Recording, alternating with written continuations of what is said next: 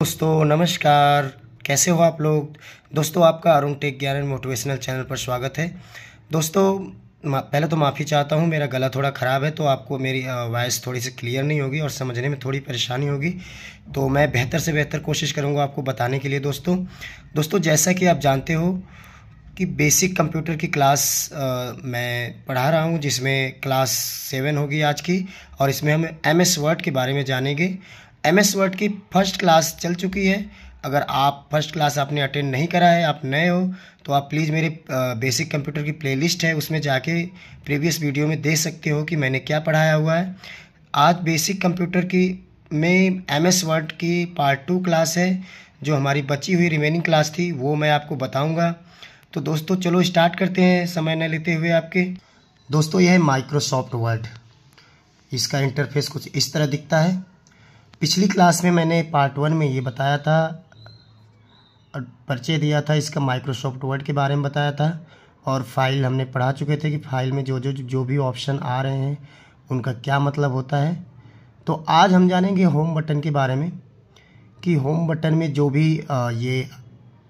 भी इस बटन आपको दिख रही है, जो हम कह सकते हैं जो भी ये टूल बार्स दिख रहे हैं, इन टूल बार का अलग अलग उपयोग होता है अलग अलग जगहों पे। इसमें जानने से पहले एक पैराग्राफ हम लिख लेंगे, पैराग्राफ बना लेंगे, और पैराग्राफ बनाने के लिए एक शॉर्टकट की होता है, उससे जल्दी से MS वर्ड में बन जाता है। तो एक शॉर्टकट की है दोस्तों, जो इस तरह से हम टाइप कर लेंगे, इक्वल टू लिखेंगे, RAND टाइप करेंगे। दोस्तों इसे नोट डाउन भी कर लेना, ये बहुत काम की चीज़ है जो हर किसी को आइडिया नहीं होती है। तो दोस्तों ये मैंने RAND टाइप कर दिया, और इसमें जितने भी मुझे पैराग्राफ चाहिए, जैसे 7 पैराग्राफ चाहिए, फिर कॉमा लगा देंगे। हमें हर एक पैराग्राफ में पाँच सेंटेंस चाहिए, तो मैंने 5 यहाँ लिख दिया, और मैंने ब्रैकेट क्लोज कर दिया, और दोस्तों एंटर कर दिया। तो ये दोस्तों देखो पैराग्राफ बन चुका है बहुत जल्दी में। यहाँ पे और आपका ये इससे हम ऊपर ट्रैक कर लेंगे, इसे स्क्रॉल बार बोलते हैं।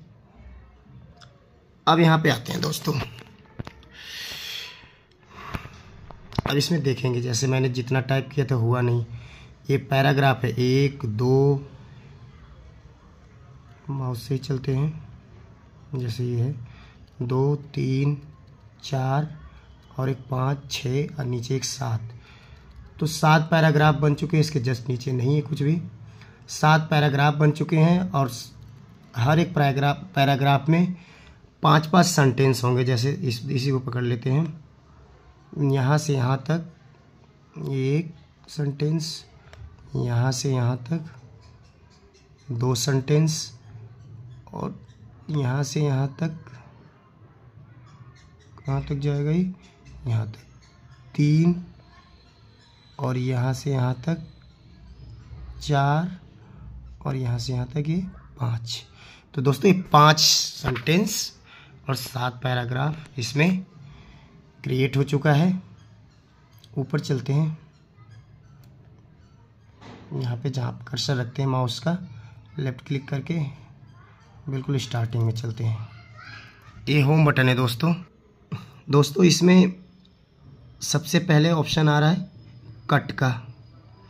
किसी भी वर्ड को, किसी भी टेक्स्ट को हमने सेलेक्ट करते हैं सबसे पहले। तो अब इसको सेलेक्ट करने के बाद यहाँ कट और कॉपी का ये जो भी बटन है हाईलाइट हो गई।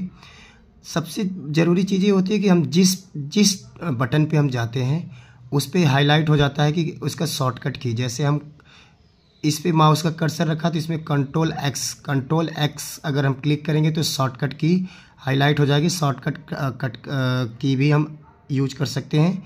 यहाँ से कॉपी पे कंट्रोल-C शॉर्टकट की होता है कॉपी का, तो ये हाईलाइट हो गया। हम शॉर्टकट की भी यूज कर सकते हैं और माउस से भी यूज कर सकते हैं। जैसे माउस का एक कट वाला ऑप्शन है, तो इस पर कट पे क्लिक करेंगे, यहाँ से हट जाएगा, और जस्ट हम इसमें यहाँ पे लाके एंटर करेंगे, और यहाँ पे हमें पेस्ट करना है। तो ये जो पेस्ट है इस पर क्लिक कर देंगे, ये देखो यहाँ पे पेस्ट हो गया।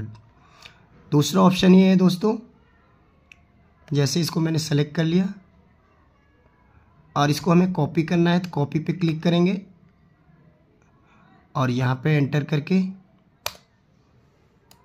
ये पेस्ट कंट्रोल भी कर दिया, यहाँ से कर देंगे तभी देखो, एक बार और कर देता हूँ मैं, दिखा देता हूँ, पेस्ट हो गया। ठीक है दोस्तों, एक्चुअली कट कॉपी में अंतर ये होता है कि कट का मतलब ये होता है कि जहाँ से हम वर्ड हमने उठाया और दूसरी जगह हमने पेस्ट कर दिया तो वहाँ से उठ जाएगा, दूसरी जगह पेस्ट हो जाएगा। लेकिन कॉपी में ये होता है कि जहाँ से हमने कॉपी करा है वहाँ पे भी वो वर्ड वो सेंटेंस रहेगा और जहाँ पे हमने पेस्ट करा वहाँ पे दोनों जगह रहेगा। ये अंतर होता है कट और कॉपी में। अब दोस्तों इसके जस्ट नीचे आता है formatting, formatting painter. Formatting painter का मतलब ये होता है, आगे मैं बताऊंगा, थोड़ा सा इसके बारे में ऊपर समझ लेते हैं ये पहले क्या है।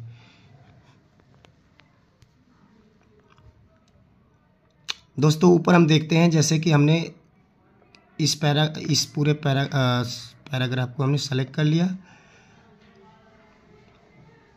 ये होता है दोस्तों फ़ॉन्ट, फ़ॉन्ट की साइज को यहाँ पे देखो कंट्रोल शिफ्ट प्लस एफ से भी आप हम शॉर्टकट की इसके लिए यूज कर सकते हैं, नहीं तो यहाँ से माउस का लेफ्ट की प्रेस करेंगे। यहाँ पे जो भी हमें फ़ॉन्ट की स्टाइल रखना है वो हम अपने अकॉर्डिंग जो हमें सही लगे, जो सटीक हो, कंपेटिबिलिटी के अकॉर्डिंग रख सकते हैं। जैसे हमने इसको रख लिया सर, ठीक है, ये हमारा फ़ॉन्ट का साइज हो गया, सेलेक्ट हो गया। और ये हमने ये वाला सेलेक्ट करा है तो ये सेलेक्ट हो गया। अगर यहाँ से हम इसे बड़ा करना है तो फ़ॉन्ट के साइज़ यहाँ से हम इसको बड़ा कर सकते हैं, जो भी हमें 18, 72, लास्ट 72 होता है। ठीक है, अगर हमें इससे बड़ा बनाना है, अगर इससे बड़ा फ़ॉन्ट चाहिए तो यहाँ पे ऐसे माउस से सेलेक्ट कर लेंगे, ऐसे लेफ़्ट की करके, और यहाँ पे जितना हमें रखना है 72 से ऊपर रखना, जैसे हमें 100 रखना है तो 100 एंटर कर देंगे, बड़ा हो जाएगा। अगर हमें इसे वापस लाना है तो कंट्रोल जेड करेंगे तो वापस आ जाएगा। ठीक है दोस्तों, अब आते हैं ये होता है दोस्तों मैनुअली साइज को, फ़ॉन्ट के साइज को बड़ा छोटा करना। हम इस पर जितनी बार क्लिक करेंगे उतना बड़ा होता जाएगा और इससे जितनी बार क्लिक करेंगे उतना छोटा। ये बड़ा करने के लिए होता है, ये छोटा करने के लिए होता है फ़ॉन्ट का साइज। ठीक है दोस्तों, अब आते हैं इसमें, ये जो बी होता है, बी ये कंट्रोल प्लस बी से हम कंट्रोल बी से बोल्ड कर सकते हैं, या तो माउस के क्लिक करेंगे तो ये बोल्ड हो जाएगा। ये इटैलिक के लिए होता है दोस्तों। इटैलिक मतलब थोड़ा सा टेढ़ा वर्ड हो जाता है, जैसे इसे हटाओ तो ये सीधे सीधे हो जाएगा, इसे लगाओगे तो थोड़ा सा तिरछा हो जाएगा हल्का सा। ये अंडरलाइन के लिए होता है। यहाँ से दोस्तों अगर हम क्लिक करें तो यहाँ अलग कई प्रकार के इसमें कई टाइप से होते हैं, कई प्रकार होते हैं, जो हमें सही लगे उसके हिसाब से हम अंडरलाइन कर सकते हैं। ठीक है, इसके जस्ट नीचे आएंगे, अगर अंडरलाइन का हमें कलर चेंज करना है तो यहाँ पे हम कोई भी, जैसे हम रेड कलर हाईलाइट करना चाह रहे हैं, ये करना चाह रहे हैं, या येलो कलर करना चाह रहे हैं, या हमें ग्रीन कलर करना है, तो जिस पे क्लिक करेंगे उसी प्रकार से देखो ये हाईलाइट हो जाएगी। जैसे देखो ग्रीन कलर की इस पर अंडरलाइन हो गई है। ठीक है दोस्तों, कंट्रोल जेड करके वापस आते हैं। अब इसके बाद नेक्स्ट की के बारे में समझते हैं। हमने ये ऊपर का सारे समझ लिया, ये यहाँ तक समझ गए। इसके बाद दोस्तों हम सपोज दैट, जैसे हम नोटबुक में कुछ चीज़ अपने नोट करते हैं, जैसे सपोज दैट ये है, एक ग्लैरीज लिखा हुआ है, ये लगता है गलत है, और हम गलत होता है तो हम जैसे उसमें काट देते हैं बीच से कलम से कि ये वर्ड गलत है। तो उसी तरह इसमें वर्ड में भी एक सुविधा देता है कि अगर हमें गलत लगे इस पर क्लिक कर देंगे तो ये कट जाएगा, इसको जो भी पढ़ेगा इसको इग्नोर कर देगा कि ये गलत लिखा हुआ वर्ड, माय मिस्टेक, तो ये गलती से हो गया इसलिए काट रखा है। तो हम वहाँ नोटबुक में अपने पेन से काट देते हैं, यहाँ पे ऐसे कट जाएगा। ठीक है दोस्तों, इसको हम कंट्रोल जेड करके वापस आते हैं। अब दोस्तों इसके जस्ट नीचे ये है आपका सब script, control plus equal to से भी कर सकते हैं और माउस से भी कर सकते हैं। सब स्क्रिप्ट का मतलब होता है दोस्तों, जैसे मैं बताता हूँ आपको, एंटर कर दिया, जैसे CO2, बस समझाने के लिए आपको बता रहा हूँ। तो इसमें जो कार्बन डाइऑक्साइड का जो रासायनिक सूत्र होता है, ये 2 इस तरह से नहीं होता, 2 नीचे होता है, तो 2 को हम सेलेक्ट करेंगे और यहाँ पे ऊपर सब स्क्रिप्ट पे क्लिक कर देंगे। ये देखो CO2 ऊपर हो जाएगा, सॉरी नीचे हो जाएगा यहाँ पे। तो इस तरह से इस की का यहाँ पे हम यूज करते हैं, इस बटन का सब स्क्रिप्ट का यूज यहाँ पे होता है। अब उसी तरह सेम टू सेम अगर देखा जाए सुपर सब स्क्रिप्ट का, देखो ये होता है सब स्क्रिप्ट और ये होता है सुपर स्क्रिप्ट। सुपर स्क्रिप्ट का अगर हम देखा जाए तो सुपर स्क्रिप्ट का कहाँ यूज करते हैं, जैसे ये दोस्तों A² + B² अगर हमें लिखना है तो हमें यहाँ पे 2 को सेलेक्ट करना है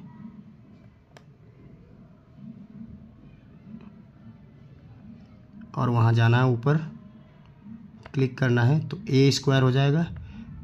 ऐसे हमें ऊपर इसको 2 को दोबारा सेलेक्ट करना है।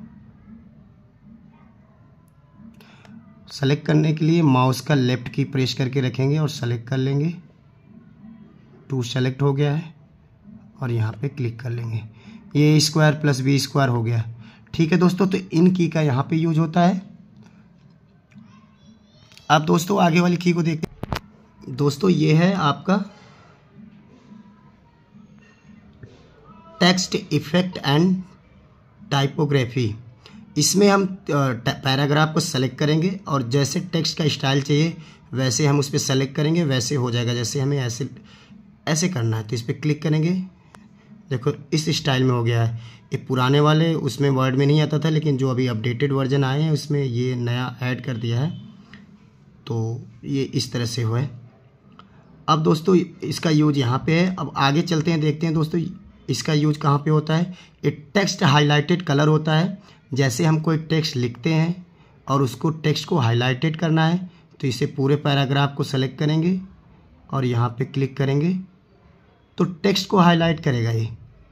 ठीक है दोस्तों, इसके जस्ट बराबर में अगर हम देखें इसकी का कहाँ पे यूज होता है, इसकी तो इसमें हम जैसे सेलेक्ट करेंगे पूरे पैराग्राफ को, ठीक है, और इसमें जो हम टेक्स्ट लिखते हैं उसका फ़ॉन्ट को चेंज कर देगा उसको।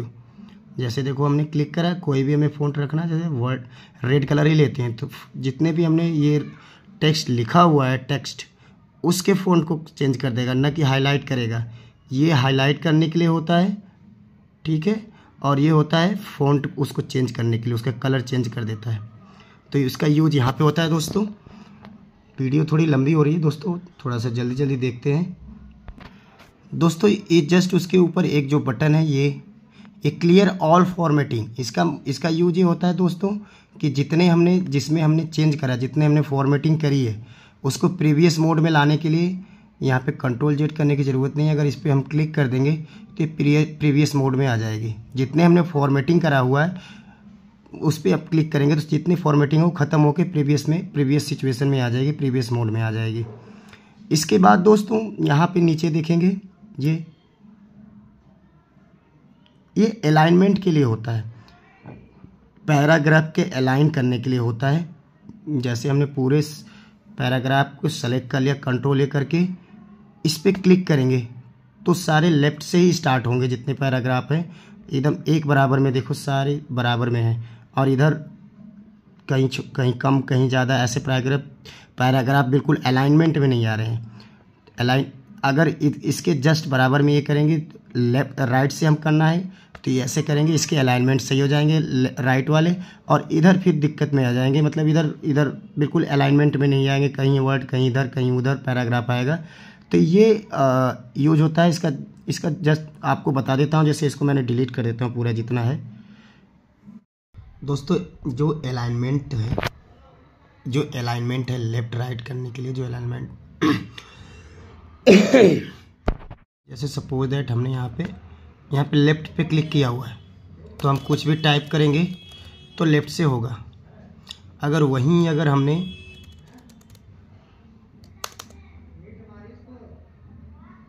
ये राइट वाले अलाइनमेंट पे क्लिक किया तो हम कुछ भी लिखेंगे तो राइट से लिख के आएगा। कभी कभी हम परेशान हो जाते हैं कि सबका तो लेफ्ट से लिख के आता है, मेरे में राइट से क्यों लिख के आ रहा है। तो ये अलाइनमेंट का यहाँ से टिक इधर इस पे सेलेक्ट करना है तो ये लेफ्ट से लिखेगा। ठीक है दोस्तों, इसका मतलब ये जान गए। अब आते हैं मेन पैराग्राफ पे। ये हमारा पैराग्राफ है, इसे स्क्रॉल बार से ऊपर करते हैं ये। अब इसमें दोस्तों जो जस्ट इसे बीच वाला जो है, ये बीच वाला, इसे हम कभी अपना बायोडाटा या रिज्यूम बनाते हैं या ऊपर कोई सब्जेक्ट लाइन देते हैं तो वहाँ पे यूज करते हैं। जैसे इसका अगर हम सब्जेक्ट लाइन देना चाहें कि MS वर्ड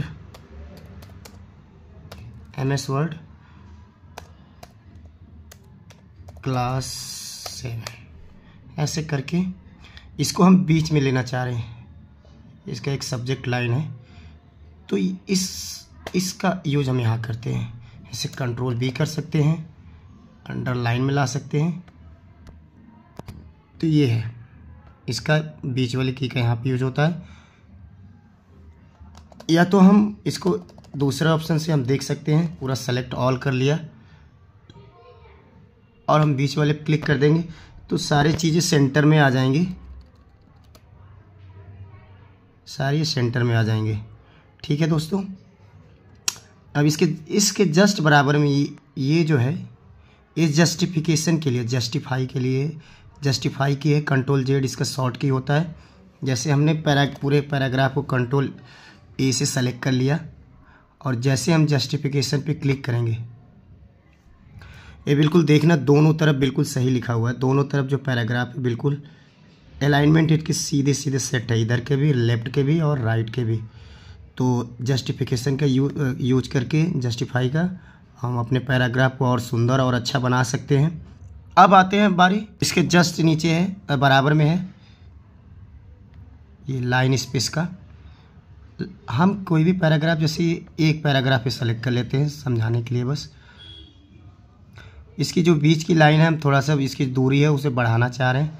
जैसे हम 2 पे कर देंगे तो दूरी बढ़ जाएगी, जो इस लाइनिंग है और ये लाइन है, इसके बीच की दूरी ये बढ़ाने घटाने के अपने अकॉर्डिंग कर लेंगे। जब हमें आवश्यकता जिसकी पड़ेगी उस हिसाब से हम कर लेंगे।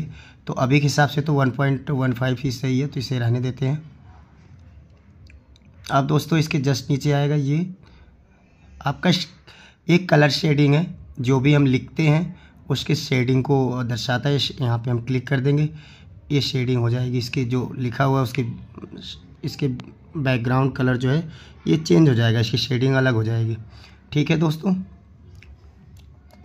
अब इसके ऊपर हम देखते हैं, इसके बराबर में जस्ट ये क्या, ये बॉर्डर, ये बॉर्डर बनाने के लिए होता है दोस्तों। जैसे कंट्रोल A कर दिया और इस पर हमने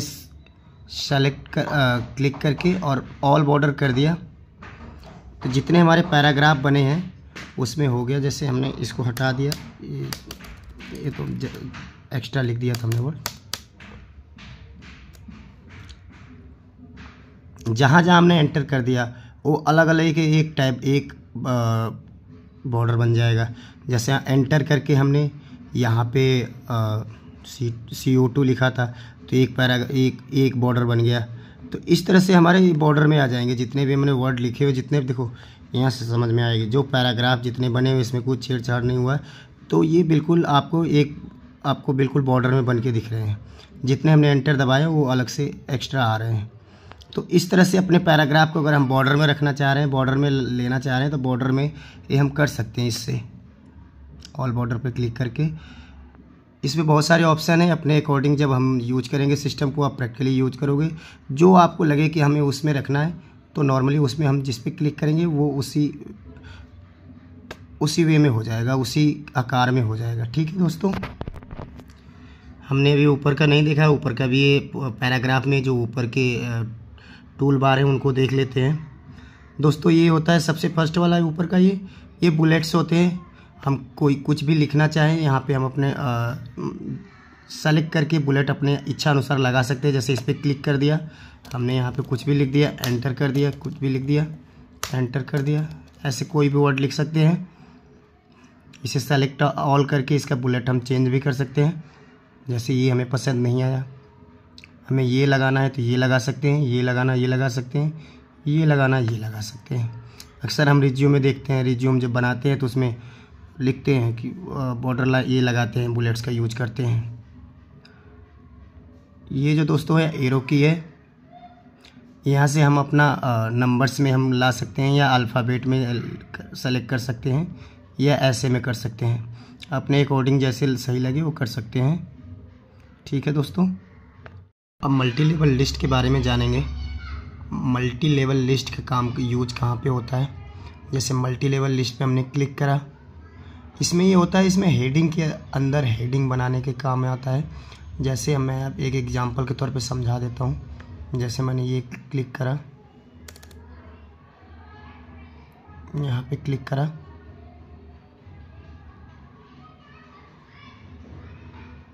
हमने फर्स्ट वाले पे ही क्लिक कर लिया, सपोज दैट फर्स्ट वाले पे क्लिक कर लिया, और यहाँ पे हमने लिख दिया फुल फॉर्म, लिख दिया फुल फॉर्म ऑफ कंप्यूटर, यहाँ पे एंटर करा। अब हमें यहाँ पे हेडिंग के अंदर हेडिंग रखना है, तो यहाँ पे जाएंगे, दोबारा से क्लिक करेंगे, सबसे नीचे आएंगे, चेंज लेवल लिस्ट पे जाएंगे, और हमें इस पर क्लिक कर देना। जैसे ये हो गया ए। अब इसमें लिखना है कॉमन, बी एंटर करेंगे, दूसरा आ जाएगा ऑपरेटिव,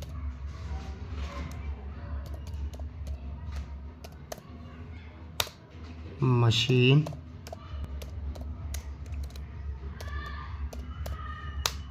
अरे गलत हो गया दोस्तों, MACH होगा,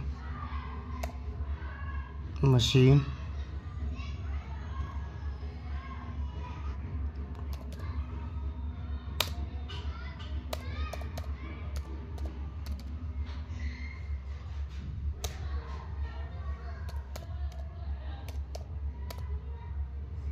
अपने हिसाब से आप लिख सकते हो।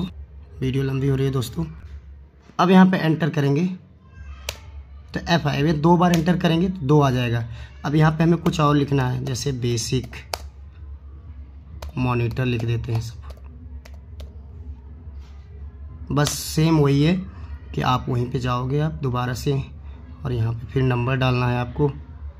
चेंज लेवल सेटिंग में जाएंगे, फिर से ए पे क्लिक करेंगे, फिर दूसरा ये भी ऐसे ही आ जाएगा। आप कुछ भी ऐसे करते रहोगे, ऐसे 2-3 डालोगे तो ये इस तरह से इनका यूजेस होता है दोस्तों।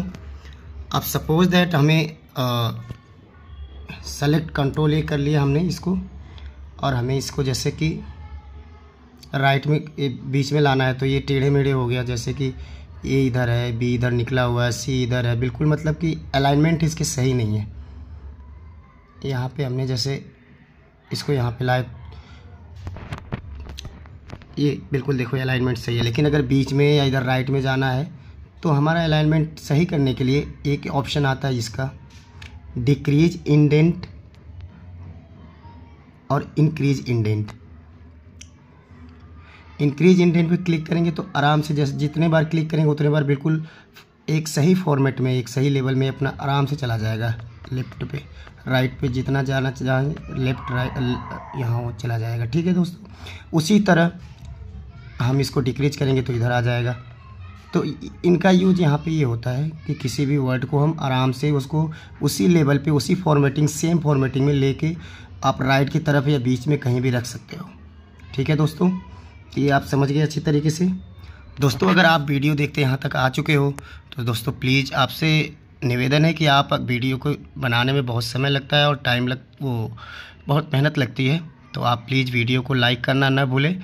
दोस्तों अगर आपको वीडियो हेल्पफुल लग रही है तो आप चैनल को सब्सक्राइब ज़रूर करें दोस्तों इसके आगे नेक्स्ट हम जानेंगे। जैसे मैंने डिलीट कर दिया, नेक्स्ट की है शॉर्ट। शॉर्ट का मतलब ये होता है दोस्तों, जैसे नंबर्स और टेक्स्ट में मैं बताता हूँ आपको। जैसे नंबर से मैंने लिख दिया है यहाँ 45, ये लिख दिया,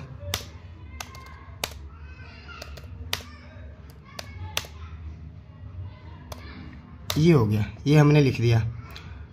अब इसको असेंडिंग डिसेंडिंग में लाना है, मतलब ये शॉर्ट A to Z या Z to Z में करना है।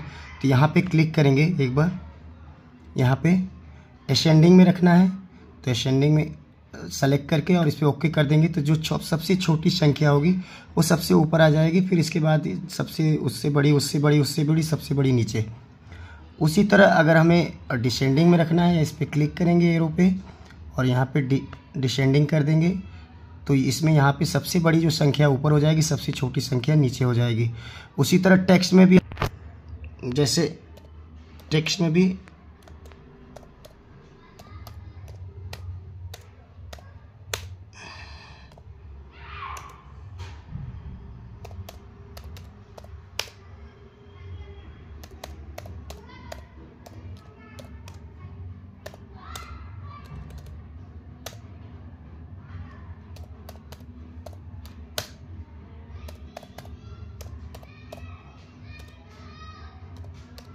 ठीक है दोस्तों, ये हो गया। अब इसको हम सेलेक्ट करेंगे, यहाँ पे क्लिक करेंगे। लिखावट से पता चल गया होगा पहले असेंडिंग में लिखी हुई है तो ये असेंडिंग में रहेगी। अगर हम इसे डिसेंडिंग में करना चाहें तो डिसेंडिंग पे क्लिक करेंगे और ओके कर देंगे तो Z to A हो जाएगी। पहले A to Z थी, अब Z to A हो जाएगी। तो इसका यूज ये होता है दोस्तों। तो दोस्तों हम यहाँ तक देख लिया हमने सारी चीज़ें। अब आगे नेक्स्ट क्लास में हमने अभी भी कवर करा है जो फ़ॉन्ट और पैराग्राफ हमने कवर कर लिया। जो इसमें जितने भी टूल्स बार आ रहे हैं मैंने सबके बारे में बता दिया बारी बारी से। फिर भी कोई वीडियो इसमें समझ में ना हो, कोई भी चीज़, कोई भी टॉपिक, तो आप कमेंट्स करके पूछ सकते हो दोस्तों। आगे नेक्स्ट क्लास में हम आपको स्टाइल के बारे में समझाएंगे, स्टाइल का यूज कहाँ कहाँ कैसे करते हैं। तो दोस्तों वीडियो देखने के लिए बहुत बहुत धन्यवाद दोस्तों। अभी तक बने रहने के लिए, आप अगर लास्ट तक देखते चले आए हो तो दोस्तों मेरी वीडियो को ऐसे ही स्टेप बाय स्टेप देखते रहिए और आपको कंप्यूटर के बेसिक की फुल नॉलेज मिलेगी।